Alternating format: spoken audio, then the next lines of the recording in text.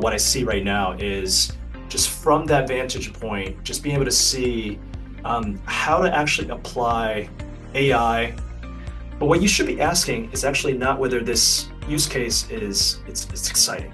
What you should be asking is, can this use case drive impact? My challenge for anybody who wants to take this to apply it. Looking at this slide, it's clear that Japan is lagging behind other countries in the use of generative AI. What are the places that the US companies start? What are the so-called low-hanging fruits, right? That usually people start out with. Much like a coach, or maybe like a consultant that's right next to your shoulder, that's augmented with teams of agents, AI agents, and they could achieve $200 million, $500 million in terms of annual sales.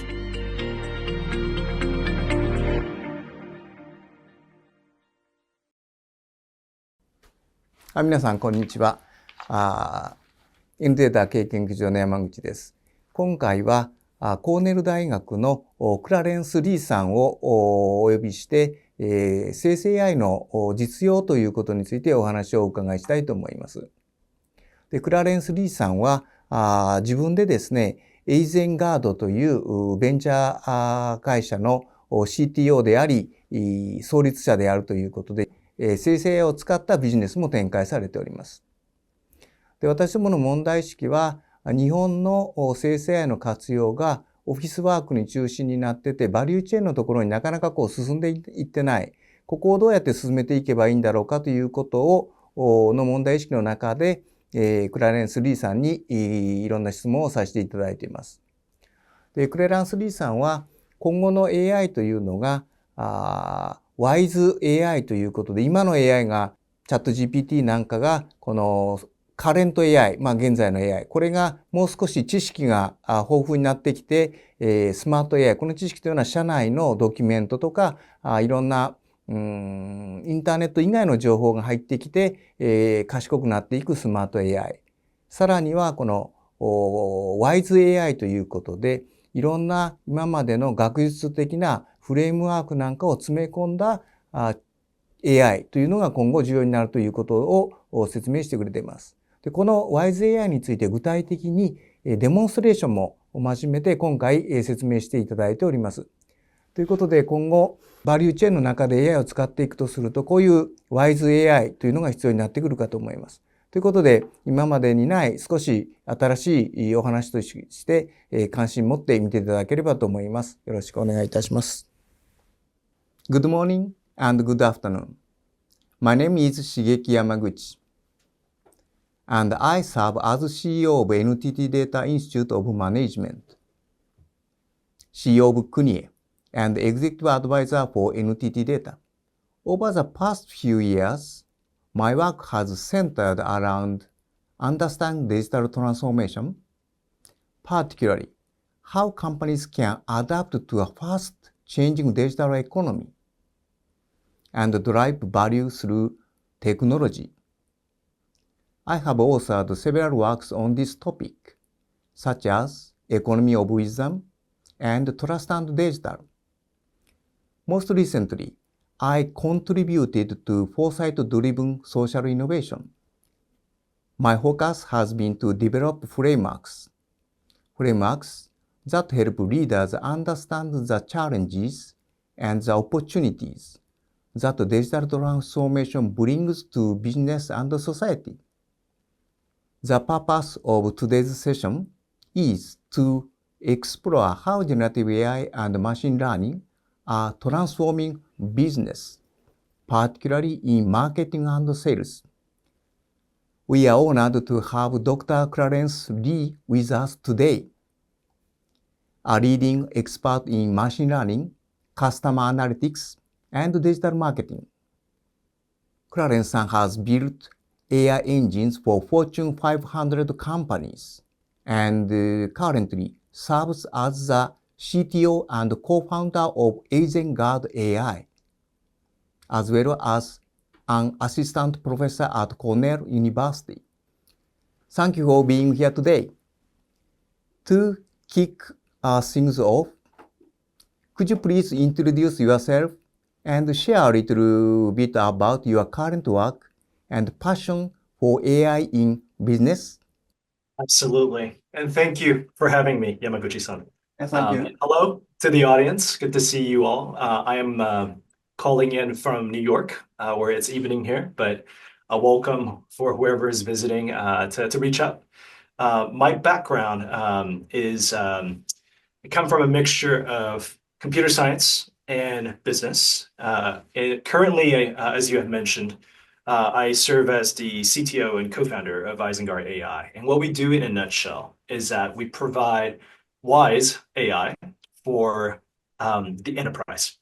And I'll go into what that means in a little bit. What's really exciting about what I see right now is just from that vantage point, just being able to see how to actually apply AI, whether it's generative or predictive, to really help businesses drive impact. That's been my passion.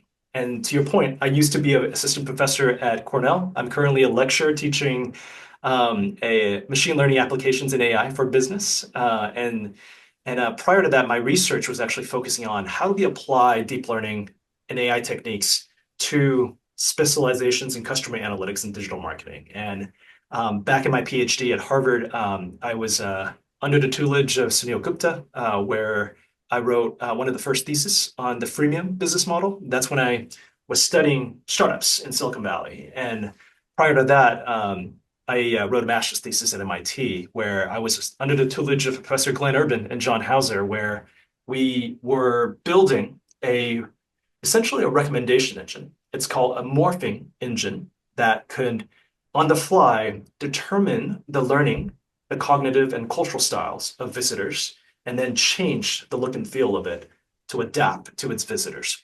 So that's a short summary of my both technical background as well as what I do now for business to really bring it all together, all these passions, and really applying it for folks on the ground out there.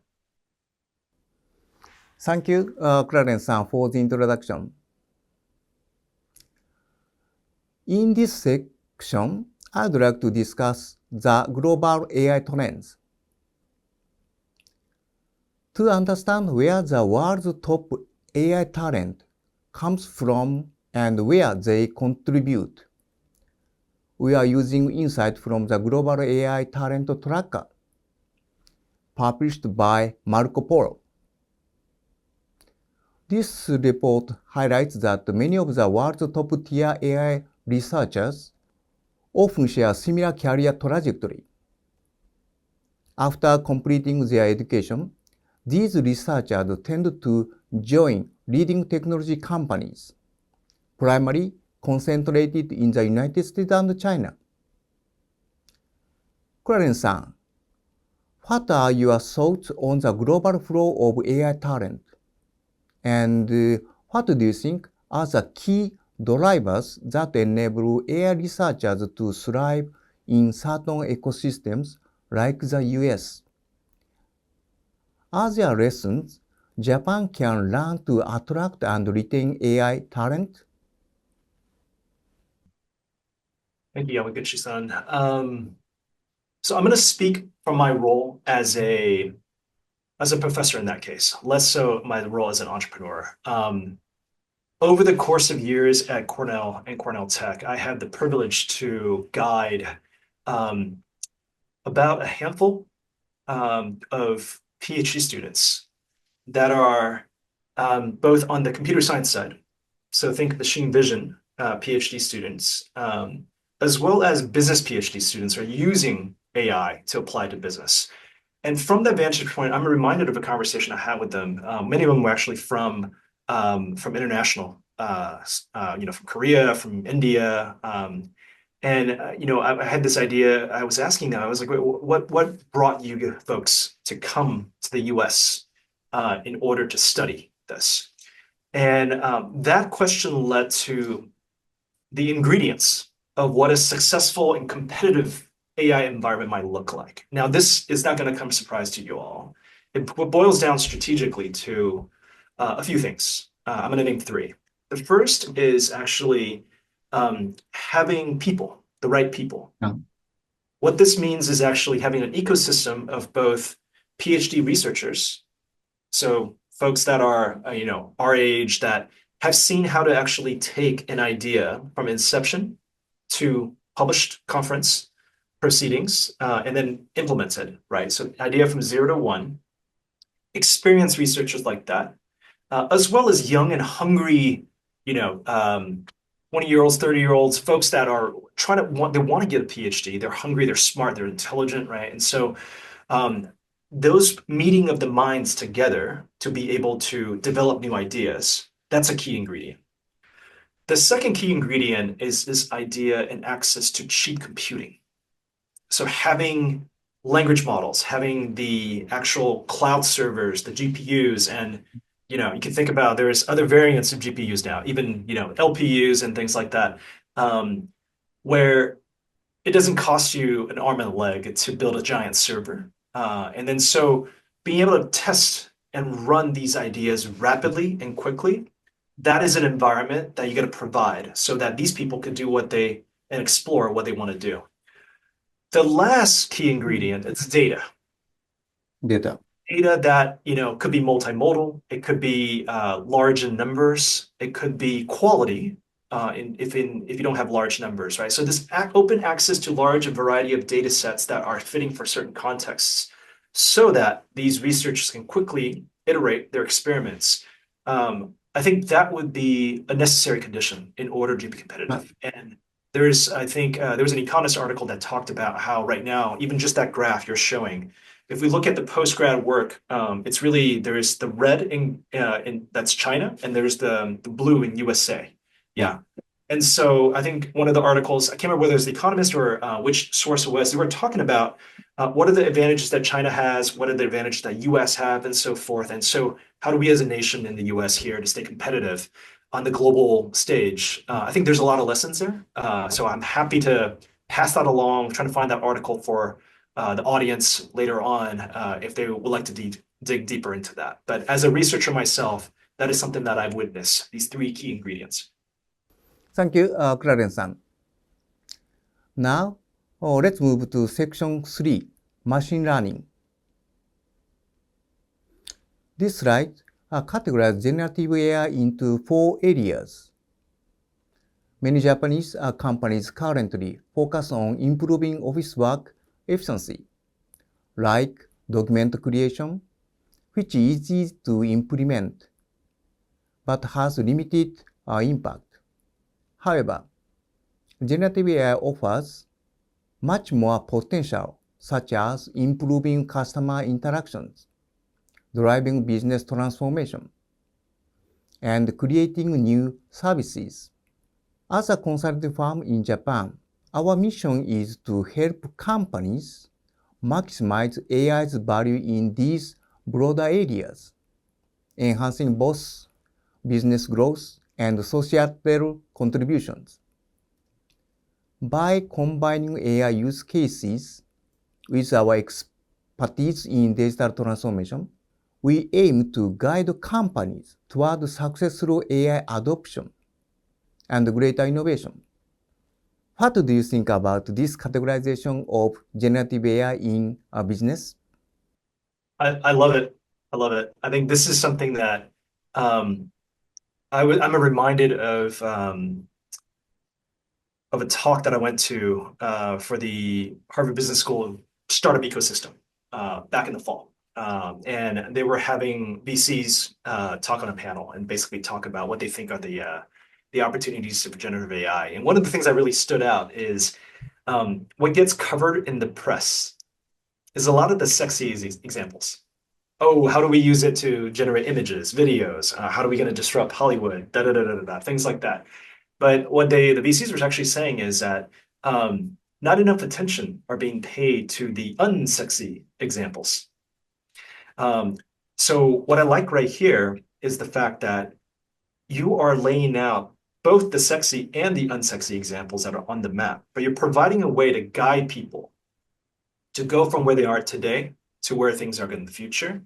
And I think that's important because as we all know, whenever we work with large companies, especially, right, consensus and buy-in is a very important thing in order to get budget in these large companies. And all else being equal, if we're holding the sexy examples versus the unsexy examples, the sexy examples are going to win. But what you should be asking is actually not whether this use case is it's exciting. What you should be asking is, can this use case drive impact for whatever a win looks like for you? I'll go into that a little bit later. And that's exactly what you have done here. When you start out with improving the efficiencies of our work, we're basically getting people started. And you're getting, started with a bunch of collections of easy to do things that we can rotate and move over to generative AI, and knowing that we can depend on it. That builds trust. That builds quick learning for the employees, and it gets quick wins. And then from there, you can then move on to the other quadrants. And so that's one thing I noticed about this roadmap. That's pretty cool itself. The other thing I'll mention also is that, and maybe we'll go this into it later. For the last 10, 15 years, all the talk about digital transformation has always been about how do we use machine learning to bring value. And in my experience, when I was in academia, when I'm doing research, we were focusing our efforts on the fancy models. What's the cutting edge? What's the sophisticated thing? But then when I started working with large companies, what I found actually was that the level of sophistication of those models that's needed to run, it's actually pretty, I don't want to say low, but stuff from 20 years ago. And the two reasons why that is, it's for reasons that are actually in square one. The reason is because usually what happens is the inputs themselves into these models. Let's say a regression, a very simple regression. You can either do a very simple regression all the way to a regression that's done by deep learning, or random forest. You take your favorite model, maybe an ensemble, a bunch of it. How do you fight garbage in versus garbage out idea, right? So what's exciting about the age of generative AI is that those documents that are actually capturing certain KPIs, it could be summarized now. It could be actually quantified and transform, and what used to be hard to quantify and put that into some sort of metric that could actually go into a regression. Long audio transcriptions, and there's every one of those bullet points, it could be turned into something called embedding space, which is numerical domain that could then be input into the machine learning. So long story short, this idea of better quality inputs, that's one opportunity that what your companies, once they knock out box number one, they can capture that. Once they have that, imagine your old school predictive ML pipe. The other failure point is when it comes out in terms of results, not everybody has a PhD or a master's in data science. And oftentimes the MBAs or the business leaders that are looking at the results of these fancy models, they neither have the training nor the time to really look at and examine what those results are telling them. So because of the arrival of generative AI, for the first time in human history, you can actually take the results there, feed it over to a large language model, and then have it interpret for you, right? And so there's things like that that's actually happening on the ground now, that even just out of that first box, you can right away, once it's actually being deployed within your company, you can actually combine it with your old ML pipeline and really get a lot of value out of it. Thank you, Clarence-san. Next, I would like to discuss the transformative impact of integrating artificial intelligence with IoT, which I believe will significantly alter our economic landscape. You also have your own stage of AI, the current AI, the smart AI, and the wise AI. I think there are some similarity in our thinking. Please allow me to share my understanding first. First, let's look at the journey of AI in three major stages. Stage 1, AI for prediction and classification. This stage leverages private and episodic data to enhance operational efficiencies. However, it does not contribute to business process execution. Stage 2, AI to generate text, image, and video. At this stage, AI generates content such as text, images, and videos. This is called multimodal AI. It learns from data available on the internet. Stage 3, IoT cross-generative AI. In addition to stage 2, AI learns from IoT data and generates new insights and strategies autonomously. As AI and IoT converge, human roles will also evolve. We will shift from operators to orchestrators, overseeing AI systems that manage day-to-day operations more efficiently. These changes will make business smarter, more efficient, and better adapted to the global market. Clarence-san, could you also share your 3 stages of AI to our Japanese audiences? Yeah, Please. absolutely. Absolutely. I love what you showed here. And I think before I switch over, I'm going to pull that up right now. I think maybe there's also I love the stage 3 piece, right? And so to show you guys what I'm about to show you, I think what dovetails nicely with your stage 3 is that maybe there's like a stage 3.1, maybe. It's where there's a distinction between this idea of, okay, now we have an AI that can then identify and present the cause of failures as well as orchestrating the autonomous robot operation. There's that stage. But then there's also, if you take a step back, every company, they have a know-how of how best to orchestrate. Yeah. So I can imagine, just for the companies that, the cases that we teach here in the US from revered Japanese companies like Toyota, Honda, and for instance, right? Toyota, when they're setting up a factory and the way that they actually want to orchestrate those robots that are moving the parts and doing, quality management and so forth, they probably have their own unique way of doing quality management that's different from Honda. And that, how they actually put that together and orchestrate their own way to do things, it's learned and gathered from decades of battle-hardened experience. Yeah, that is what I call the wise AI, the wisdom that sits in these companies that have been hard-earned and listened. So I can imagine also for a company like yourself, the consulting business, there's a lot of wisdom that's within, that's sitting in your brain and, the partners of your company, right, that gets written in books. There's an opportunity that all that wisdom could actually be baked into an AI or an AI agentic system that can then make it easy to apply that wisdom. So let me just show you what that means right here in a second, instead of just waving my hands. So let me share screen if you all would allow me.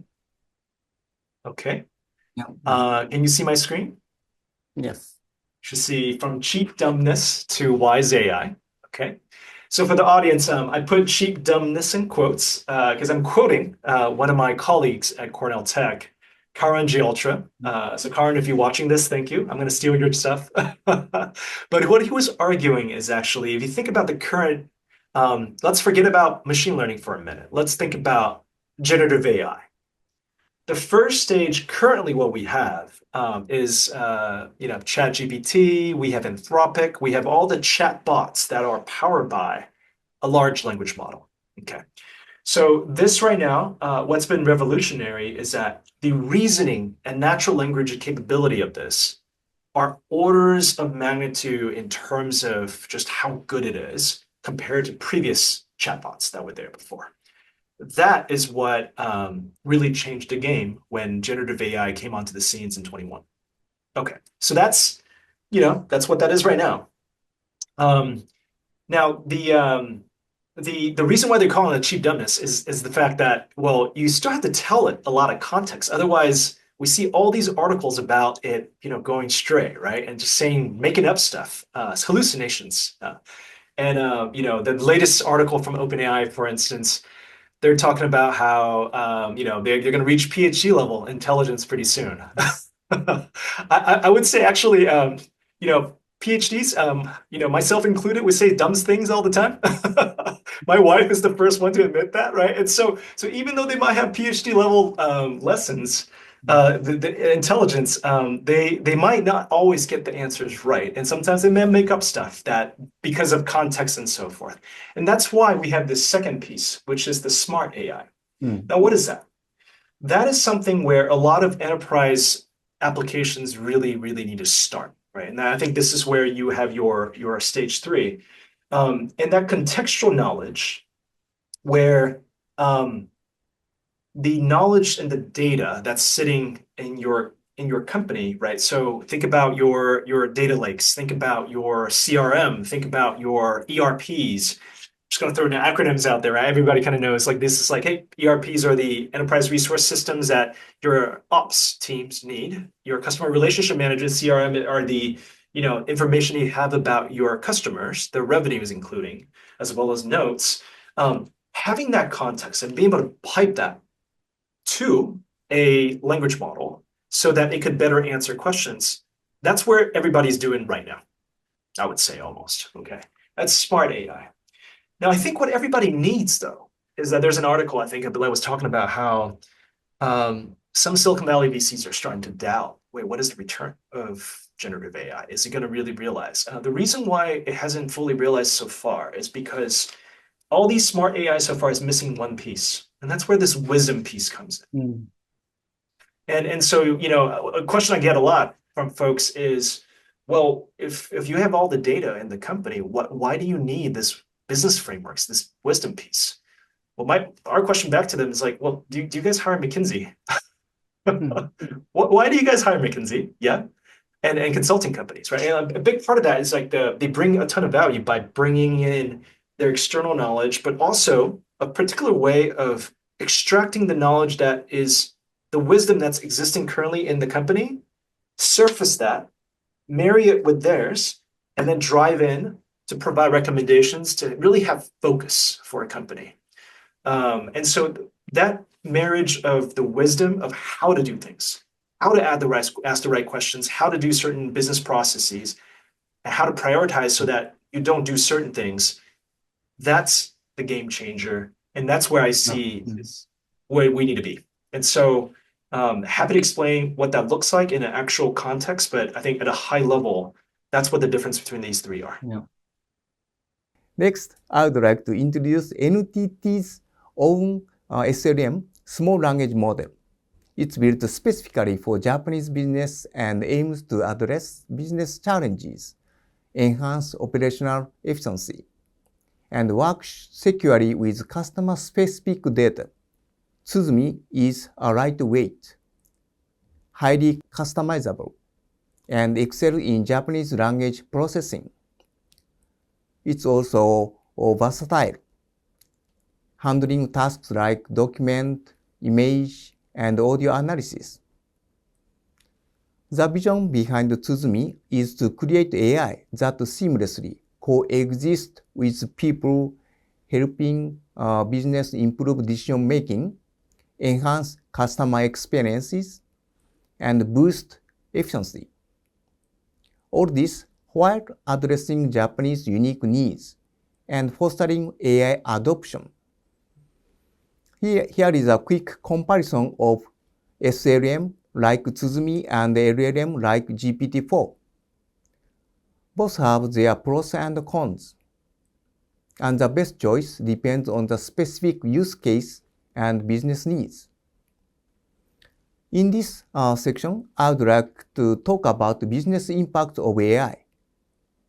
To create meaningful business outcomes, I believe we should avoid seeing generative AI as just a standalone tool. Instead, it should be a key part of a broader digital transformation strategy. Generative AI can enhance personalization and serve as an autocomplete or agent in the customer value proposition. This is not only reduce uncertainty, but also enable automation throughout the value chain. On top of that, AI can also extend human capabilities, driving cost reductions and speeding up business process. クラレンさん、You recognize the importance of AI agent. What is your perspective on this? I love that you mapped this out. And I think one of the key points that you talked about in the beginning is generative AI is not a cure-all.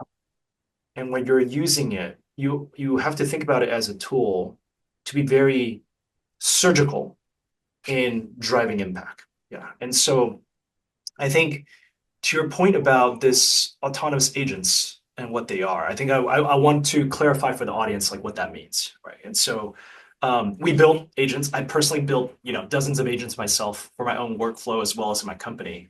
The key distinction between agents and generative AI chatbot, for instance, is the fact that just think about ChatGPT and large language models. They can answer questions. They can recommend things. Yeah. Agents have the additional ability to do things for you. Now, what do I mean by that? Right. So, for instance, agents are. I'm just going to think about it, but before we connect it to the robotics piece, digital agents that only sits in a computer.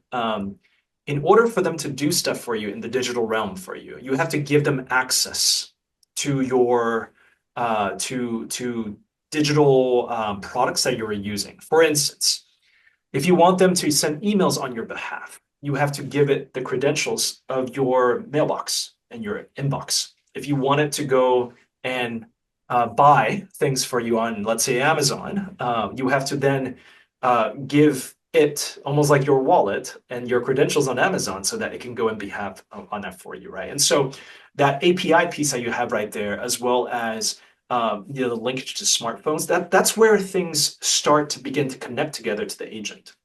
And so there could be also autonomous agents that are deployed on machines that are physical and robot, right? So they can go lift up boxes, they can basically do a constrained number of things.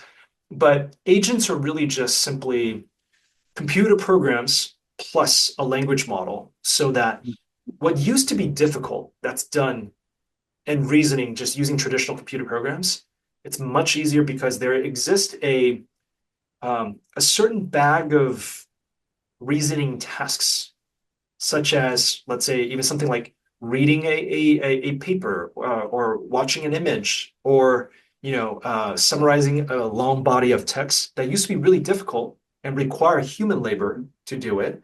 Now, with the introduction of a language model in this software system, it becomes much easier, right? And so that's essentially the difference between an agent and a generative AI LLM.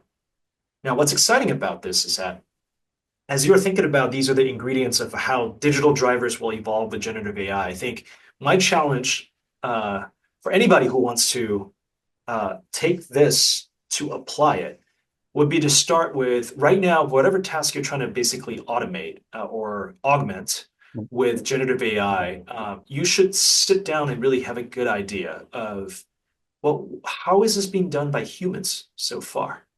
And what are those boxes that are either tedious or difficult to do or error prone to do by humans? Almost in like a boxes and arrow diagram. This is what Sunil always taught us, our PhD students, to do.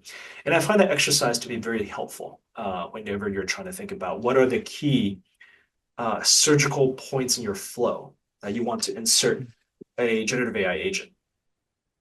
Thank you. Looking at this slide, it's clear that Japan is lagging behind other countries in the use of generative AI. Even for basic applications like documentation support or customer automation.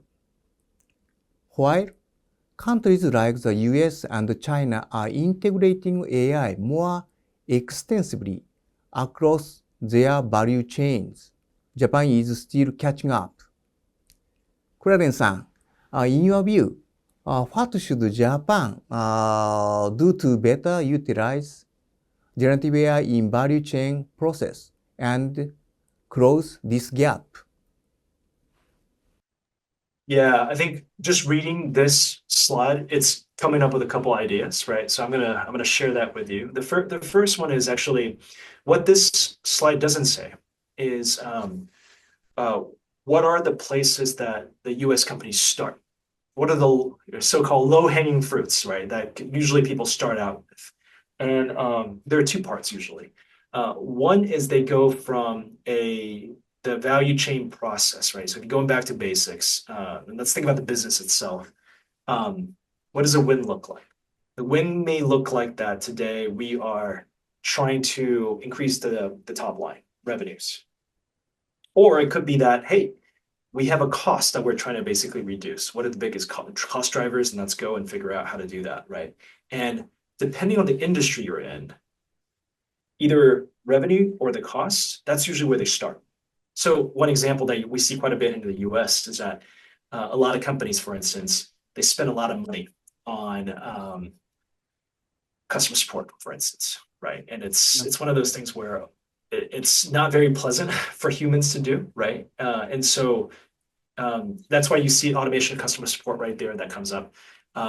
There's a concept within US that are being taught to the startups out in San Francisco is that the easiest way to get started is actually follow the money, right? And so the closest you are to what brings in sales for the business, whether it's through consumers or through if it's B2B, business to business kind of business, those are places where you can start, and the willingness to pay is quite high. So that's why you see a lot of AI in the US that are being deployed for either marketing purposes to generate leads. You see a lot of startups, right? Like I think this year, last 2 years, for startup incubator Y Combinator, for instance, there's a lot of AI, what they call business development BDRs, right? Business development reps. So there's a lot of energy that's going in there. That's just a pattern. I'm not saying that's like best practices or not, but that's one chart that the US is not showing in this here, right? So go there, follow the money. The second pattern is I'm noticing is from a technology angle. Like, what are things that this tool is designed for that is a low-hanging fruit from that perspective? And from there, I would say actually what's been surprisingly good is that program coding and debugging piece. And so for the audience that are listening today, if your company actually are spending a lot of time on the programming and coding piece, and let's say you have a lot of senior engineers, one way to do this would be to think about how to incorporate just, hey, how to make these engineers more productive by allowing them to augment their code. And so, you see actually some of that coming out in big tech in the US now, right? So Mark Zuckerberg, for instance, last week was just announcing that they're going to shift a lot of the coding, I believe, to they're going to essentially mandate and get their engineers just to use a lot of AI to help with them coding. And then eventually you can see where this is going to go. This is the year of AI agents, so it wouldn't be long before there are AI agents that are helping them improve their code base and so forth. And so that line, program coding and debugging, that is something that has been surprising to me that actually yields quite a lot of results. But in hindsight, it's not surprising because these language models is built on a neural network architecture called transformers. And transformers are essentially that the original paper on transformer was actually published for language translation. And so how do you translate English to German, German to Japanese, for instance? And programming languages are just languages as well. It has syntax, it has rules and all that. And so you can think about essentially, this is the closest to its original design use case. And English or Japanese to Python, for instance, that is something that is, these language models have seen a lot of examples of Python, right? Because of the code repositories out there. So I would encourage for any companies that are out there that are listening, if you're not coding using AI right now, start experimenting with it. It's not perfect by any means. The comp you want to think about is not, you have a master AI programmer that's a PhD level that can write all beautiful code, but rather today, if you are hiring a coder that is brilliant from one of your top universities. They're a little inexperienced. They say silly things from time to time, but their minds are very, remember things quite a bit. They could recall things, and their logic is actually fairly strong. Think about it as that, and it will only get better going forward in the future. Thank you. So in your last meeting at Harvard Club, I remember you sharing insight about your exciting AI venture, Eisengard AI. It left a strong impression on me, and I'm thrilled to hear more about it today. Clarence-san, in this section, I would like to hand the stage over to you to introduce yourself and your venture to our audience. After your introduction, I would love to explore a few follow-up questions with you. Clarence-san, please. Thank you, Yamaguchi-san. Excited to share this with you all. And so before we get there, I want to give you a couple of contexts. I mentioned in the beginning of the talk that we build Wise AI for the enterprise sales teams and marketing teams. Here's what that looks like. And so I was showing this in the last part, right? Basically, the way that we were thinking about this is any good business action and decisions require you to reason, have knowledge, as well as wisdom. Now, what does that actually look like for a sales team? Now, this framework I'm going to show with you, it can apply to any organization. It can apply to any branches of your organization, right? And so I'm just going to focus on sales. But in the class I've taught at Cornell, I've taught product managers. There is my colleagues that do ops. And then also I've taught in the marketing department. So digital marketing, brand management, that's my jam. So happy to talk about that. But for the sake of time, I'm just going to focus what the AI demo would actually apply to the sales org so that you have a clear idea, okay, what does the present look like? And this is only going to get better going forward in the future. So if we zoom in to a sales organization, I'm going to take a brand, in a consumer packaged goods industry, for instance. That's where a lot of my students end up. And if they need to go actually have a sales team, right? Whether it's sales team of 20 to 200, doesn't matter. But usually the org structure looks something like this. You have the sales rep who are on the ground. They're going and talking to your actual customers. This could be grocery stores. This could be maybe doctors. If you're a pharmaceutical company, you're going out there and try to basically get them to take up your products and actually sell it to the end consumer. That's what at the bottom is. Now, depending on the size of your organization, you could either have just one head of sales, or you might have directors that are intermediate in between, where you're governed by territories. So territories or regions, whatever the name is, usually sales teams are organized in a geographical fashion because sales reps, they need to hit the ground. They're called boots on the ground for a reason. They have to drive to places and then actually talk and build relationships in that way. It's very, very time intensive. So as a framework, what we usually try to do is we try to understand, well, what does their cadence look like for the sales reps? Where do we get the most points of leverage? Leverage is the key point here. How do they, for an hour of their time, how do they amplify that to be 5x, 10x, 20x of what they would do? And so I'm saying this idea of slide rule use cases. I'm happy to talk about what that is, but I don't know if folks on the call know what a slide rule is. At MIT, we kind of had this joke about slide rules. Basically, they're calculators.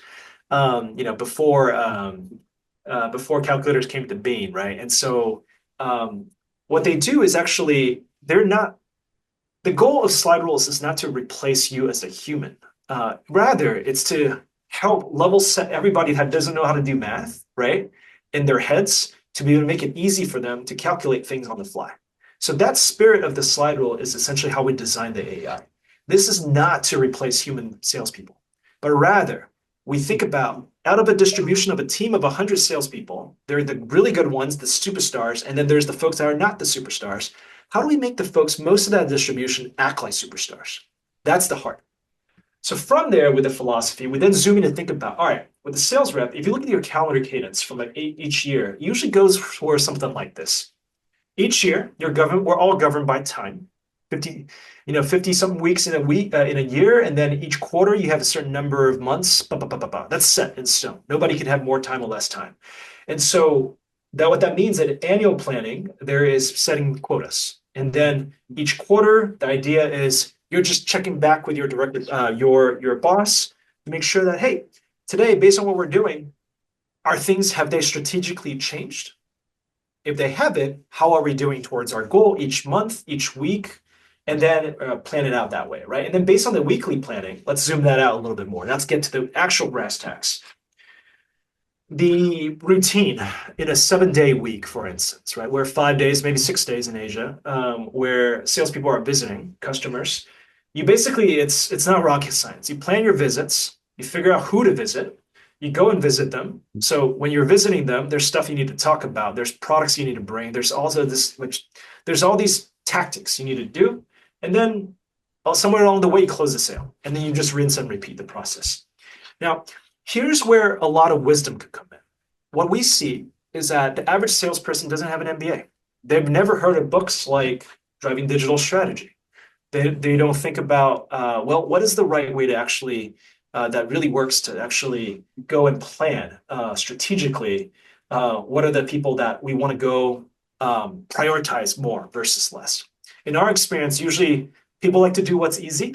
So they would just go to the reps, to the customers that they have a good rapport with, and just call it a day. Okay. So that's the base case, what most people will do. But the really good ones, they think hard about, okay, I only have 50 hours in this week. So how do I spend those hours to make it count? And then when you actually try to close the sale, there's knowledge out there. A book that's pretty popular out here in the US is called The Challenger Sale. So I'm going to go into that a little bit, right? Basically, it's written by salespeople. It's for salespeople. There's a lot of wisdom in how you're supposed to actually close that deal. And so what if you could have a wise AI that knows this knowledge so you don't have to go get that MBA, and it could sit alongside by you to remind you of those things? That's the idea of the wise AI. And what's exciting about this is that this wise AI, it doesn't have to just happen within the sales org, but rather it could serve as an intermediary as well, right? So a lot of organizations I hear out there are pretty siloed. And so one of the things that we see is this actual interaction between the marketer and then the sales rep. How do we actually help them talk? What are the processes there?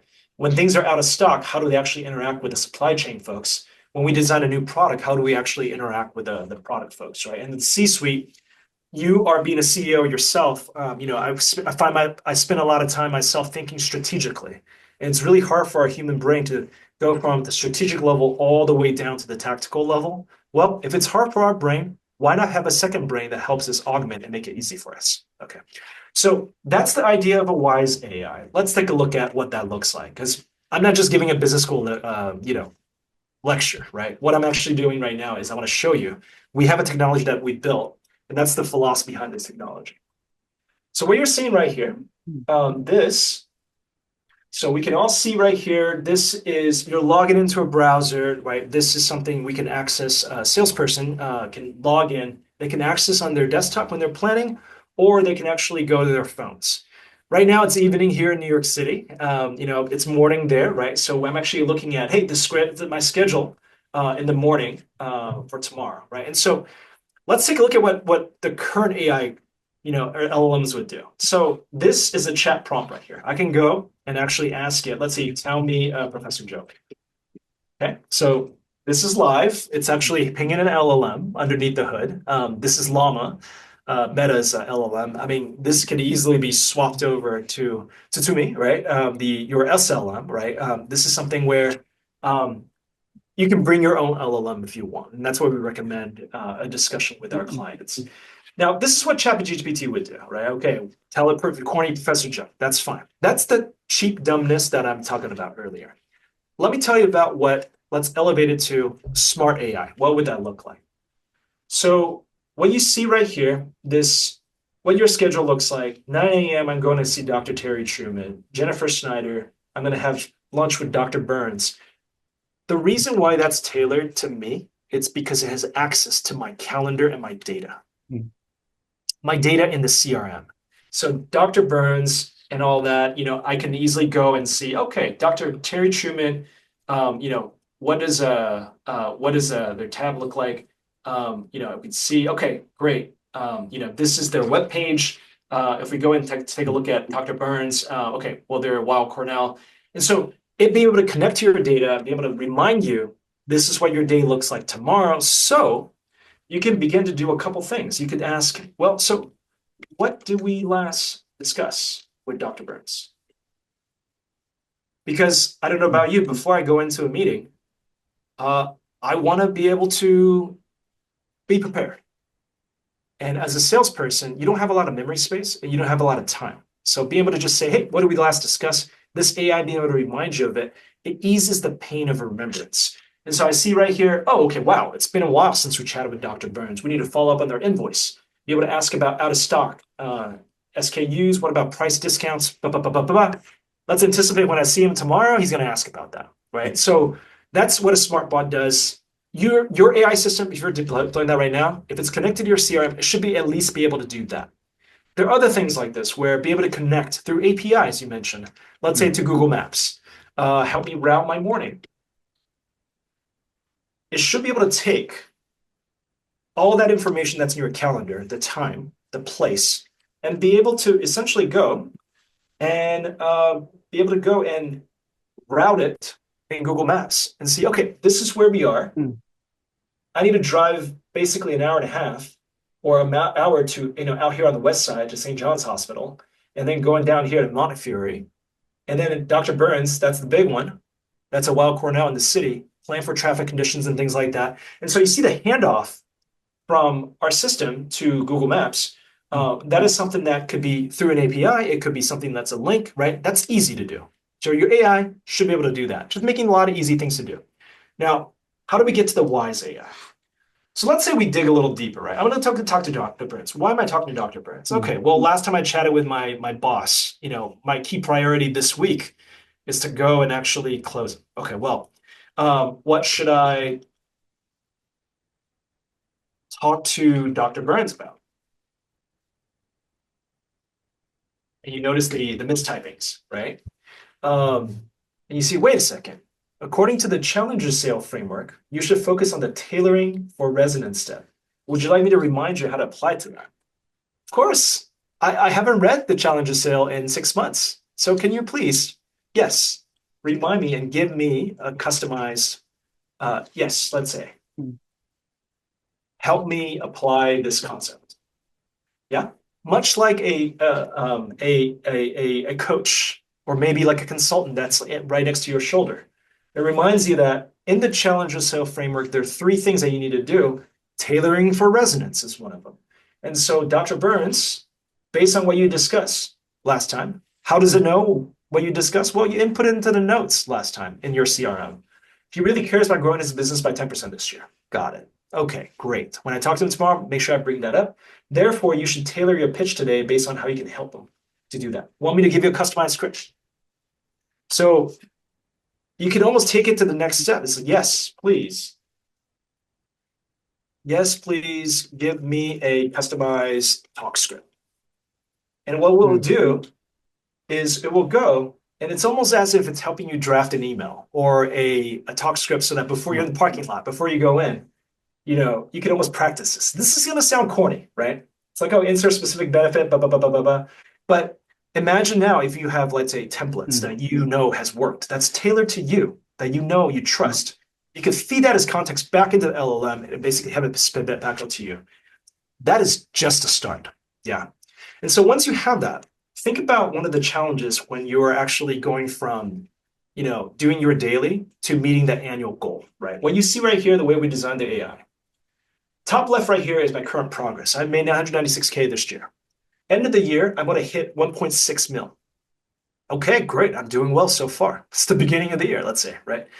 So how do we go from where I am to the end of the year? This is where a lot of coaching happens, actually, where more experienced executives, they have a particular way to manage their day, their week, their month, and their quarter.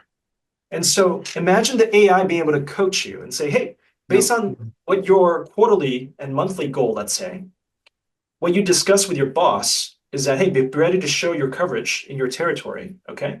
And then also be able to discuss upcoming issues and problems, and then start applying principles from the challenger sale. Oh, that's why we're talking about the challenger sale, because next time I talk to my boss, I want to talk about how did I apply that to my customers. Well, what are the customers I'm going to have? Well, this week, here's my priorities. I'm not going to focus on closing 10 deals. I'm not going to close on 100. I'm just going to make sure that I close down Dr. Burns, because based on our customer lifetime value analysis, this guy is a whale. And if we get him to close, he's going to bring in his friends as well, right? So that kind of thinking really takes the 80-20 rule to the extremes and make it really easy. And so that's the day, the week, the month, right? Like that's all baked into the AI, but you can think about what we talked about earlier. What I just showed you is one particular way of applying frameworks. It could either be the challenger sale, where it's, there's these three, your teach for differentiation, tailor for resonance, take control, right? Out of your entire customer base, this is where their stages are based on your CRM. These are 91 are accounted for. What do we do there, right? So you can really see, this is literally lifted from the book, but instead of a static concept in a book, we apply it to your data and then guide your people. That's the key difference, and that's what's exciting about this. And you can think about Sunil's book that you've interviewed with him, right? Like this idea of customer acquisition, expansion, and retention. This is something where we go into a business, we help them think about, especially for private equity-backed business. That's where our focus is right now. They have a huge pressure to grow.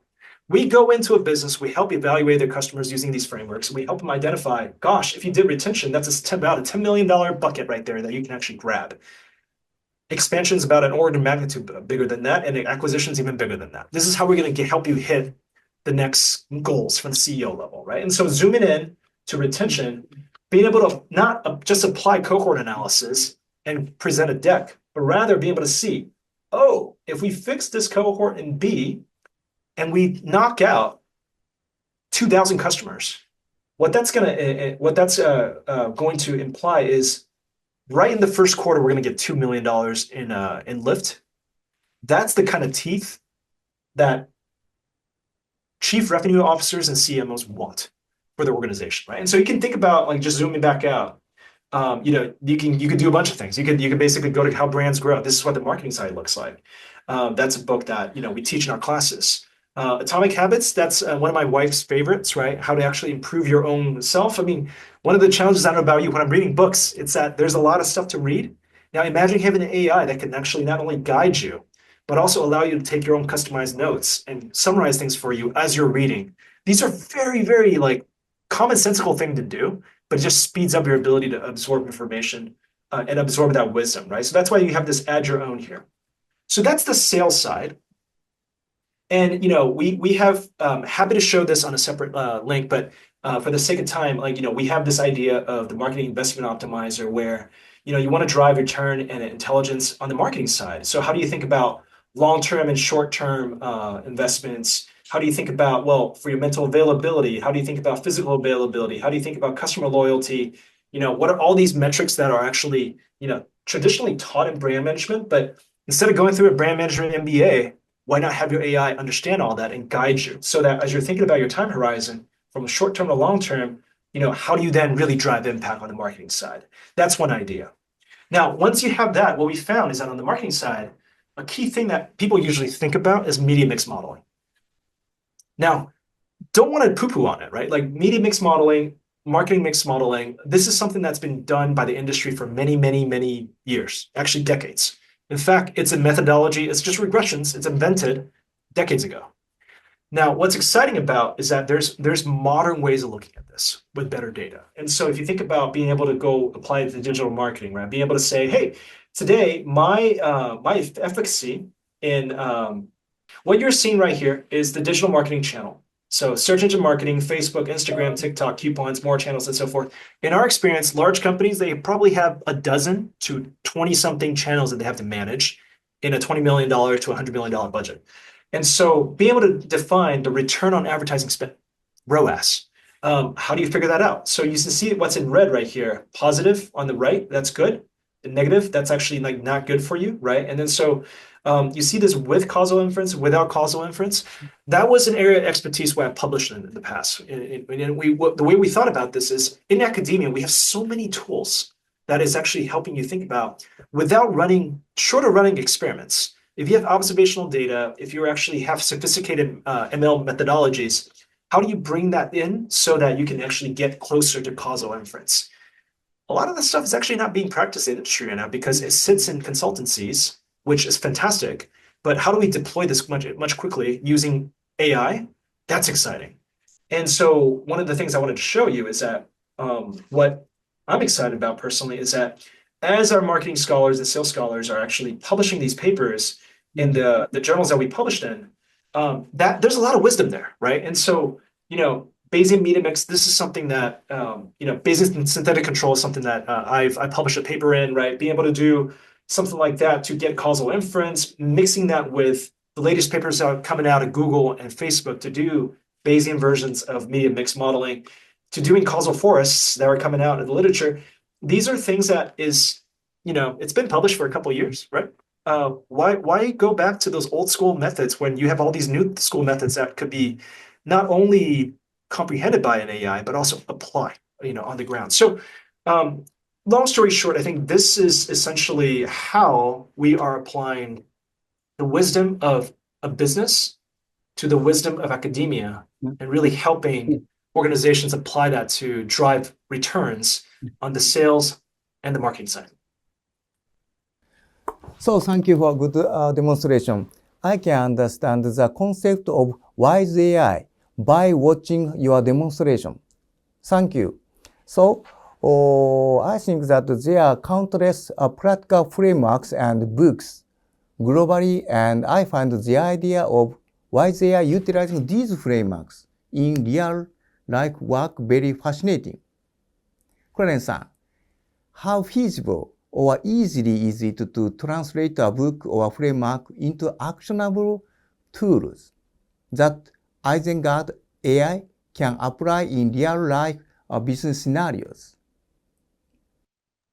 Yeah, I think that's where a lot of the magic and art is right now. I think we've gotten questions from before of people asking, oh, why can't you just upload the PDF of the book and just teach it to the AI? You could definitely do that. That's the easiest way to get started. And this is where you can think about extent frameworks such as retrieval augmented generation. That essentially is what that is. You have a database of frameworks. It's turning the text into embedding space, and it could do lookups. You could also fine tune it. That's a lot more expensive. There's also other ways to design AI agents to be able to have access to that knowledge. Now, I think where the magic happens is actually you still need human who are running this, like designing this AI to really understand and empathize with the users of this AI so that when they're using it, it's being aligned to the actual impact points, the leverage points of the business process, right? And so I think as long the implementer of this wise AI is mindful of having that empathy, okay, got it. Here are the 5 things that in the next quarter your team needs to do in order to drive impact, and don't lose sight of that. Then I think it's a canvas that it's pretty exciting for the human to design, to really think about making a tailor-made suit for the person. And so that's the part right now. It's a little harder to automate, if that makes sense. Thank you. So, based on our discussion, what would be your message to Japanese business executives? Specifically, how can they effectively leverage generative AI to drive success in their organizations? And are there any particular lessons from global practices that Japan can adopt to make the most use of this technology? Yeah, Yamaguchi-san, that's a great question.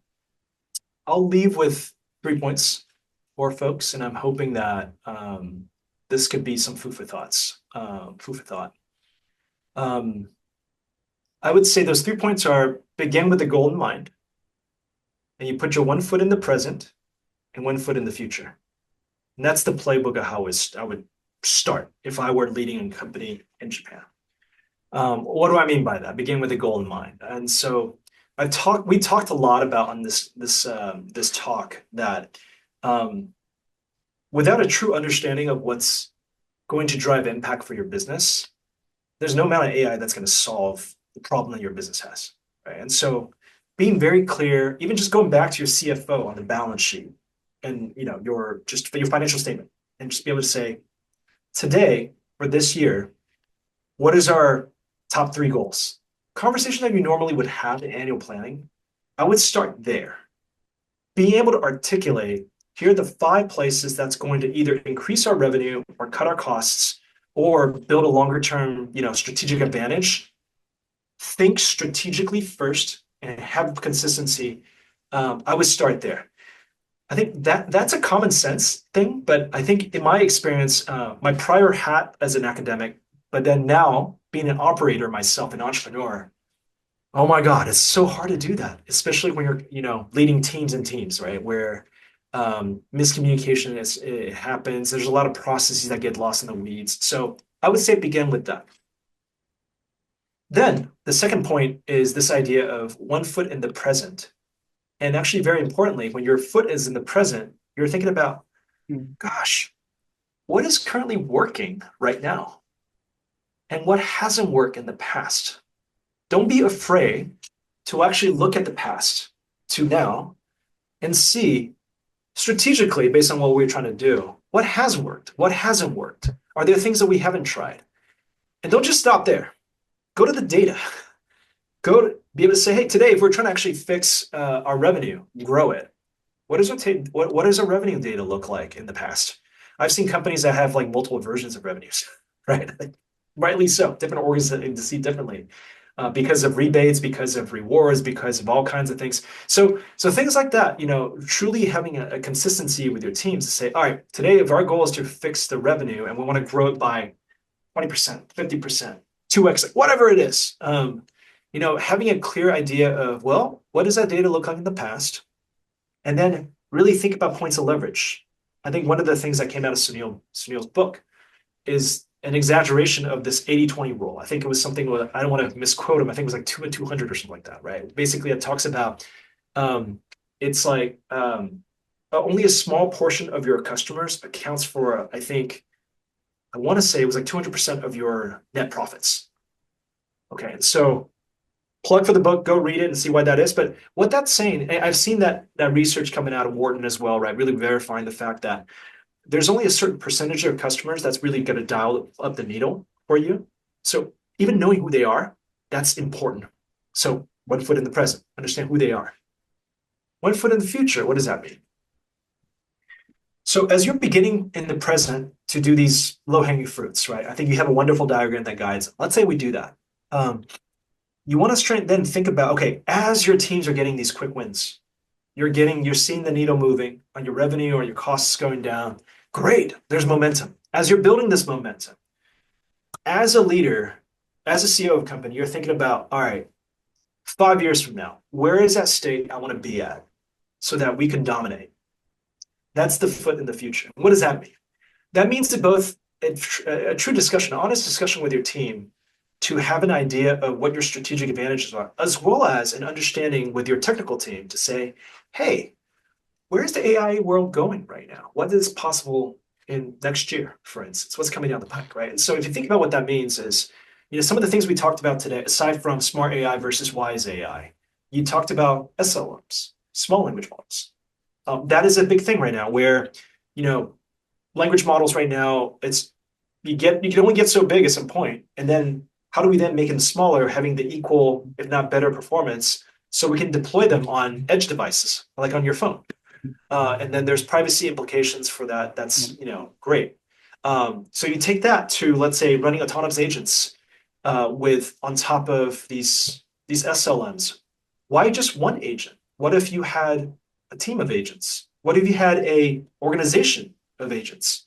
This idea of many agents that are essentially not replacing your people, but rather augmenting them. That's really exciting. And then this idea of multimodal and translations, right? So really this idea that's really exciting about AI going forward in this agentic year is I want to challenge everybody that's listening to begin to think about, you have a human org chart right now. What does your AI org chart look like?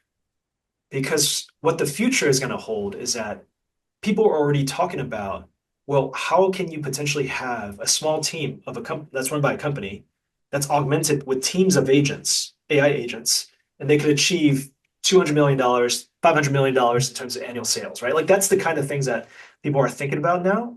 So is there an opportunity for you guys to leapfrog? And so I think that truly is exciting to me because I want to leave you on a final note for the listeners. When I was at HBS, I had the fortune of listening to the late Clayton Christensen. He was a professor there, and he wrote a book called How to Measure Your Life. And in that book, and one of the talks that he gave that was really was eye-opening was this idea that he had this image of driving to work and seeing his boss going to work before he became a professor. And this image is the boss is going to work, and she has her bosses as well. And imagine an environment, let's say, where she goes to work and she feels that she is not learning. Her ideas are not being appreciated. She's not growing as a leader. And everywhere she's doing, she's hitting walls. And it's just really frustrating. The amount of frustration that she faces there, when she goes home, it bleeds over to, the way she treats her husband, the way that she talks to her kids, right? So that is one vision that is possible. Many of you guys could probably resonate with it. I definitely seen that myself before.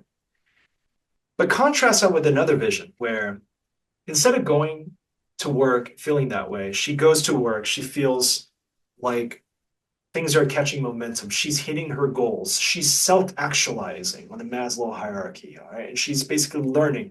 She's doing exciting things. She's basically doing things that, maybe not come easily to her, but rather it's like stuff she wants to be doing. And she's thriving. When she goes home, the way she treats her family, her friends, there's almost a positivity that comes out. Yeah. And so his challenge to us as leaders in an organization is that his challenge is your biggest job on this earth as a leader is to try to create an environment that is of that thriving type. Now, how you do that is really hard, really, really difficult. Because what that means is you as a company is a steward of a bunch of resources and challenges.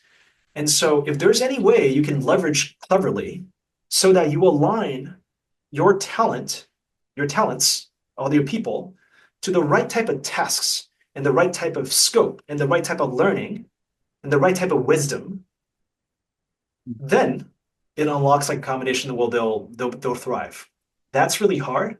And I think the biggest problem with generative AI is actually to make it easier for you leaders to create that thriving environment. So my ending call and challenge to everybody here is to try to do that for your teams. And that's what, I'm going to try to do for the rest of my life as I'm leading my teams. And I think it's a fun journey to do AI in that way so that we can contribute some positivity as well as the design of these AIs to help humans thrive.